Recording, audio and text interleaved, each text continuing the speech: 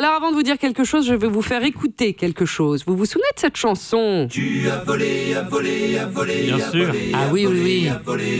Gilbert Bécaud. C'est une reprise. Non. Ben oui, qui a volé Ça a l'orange ? été repris par je ne sais plus quel Alors, ça, c'est télécrochet. l'orange de Gilbert Bécaud, mais Oui. repris par Michal de la Michel. Star. Ah, oui. voilà, c'est ça. Ouais, bien sûr. Ouais. Bon, on a fait une nouvelle reprise. Écoutez. Tu as volé, La banane, tu as volé, la banane. du marchand. C'est pas mal comme ça. Oh, merci. Ma rédaction est vraiment super. Ils me font des bonnes surprises comme ça. C'est une très belle reprise. Alors, pourquoi cette version banane de l'orange ?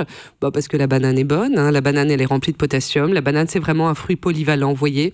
Et surtout, hier, on a appris que le tribunal de prud'homme de Périgueux a étudié le cas d'un salarié d'un centre commercial qui s'est fait licencier pour... À votre avis ? Non, c'est pas ce qu'on croit. Non, c'est pas possible que ce soit pour ça. Pour avoir mangé une banane. Plus précisément, vol et dégustation de banane. Oui, l'employé, qui dit s'être ressenti en hypoglycémie, a pris, épluché, puis mangé une banane dans la réserve du supermarché, ce qui est strictement interdit par le règlement interne. Donc, licenciement. Alors, est-ce que ce jeune homme est vraiment coupable de bananacide ? Oui, c'est un peu comme un régicide, mais avec une banane.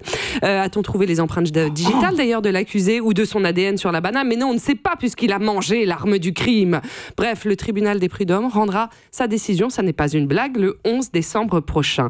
En attendant, on se dit que c'était le bon moment pour établir d'autres licenciements, pour vous montrer d'autres licenciements qui nous ont étonnés.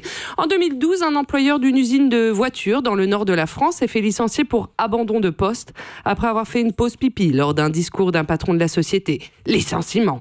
Un matin, en 2004, les salariés d'une société de fibre optique dans l'Essonne sont arrivés au travail pour découvrir qu'il n'y avait plus d'endroit pour travailler. Ben oui, les propriétaires anglais de la société avaient vidé les locaux la nuit précédente. Hop là, licenciement. Ça arrive souvent, ça. Et puis un licenciement digne d'une émission de télé-réalité.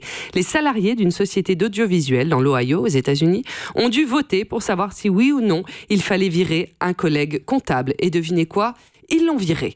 En France, il y a les prud'hommes en cas de licenciement abusif et il ne faut pas hésiter évidemment à les saisir avec ou sans banane. Et puis alors vous êtes d'accord avec ça ? Avec le virage. Avec ce que je viens de dire. Si vous n'êtes pas d'accord, en fait, je vous vire. Illico précis. On est d'accord, Daphné. Bien entendu, Non, Daphné, ouais. nous sommes totalement d'accord.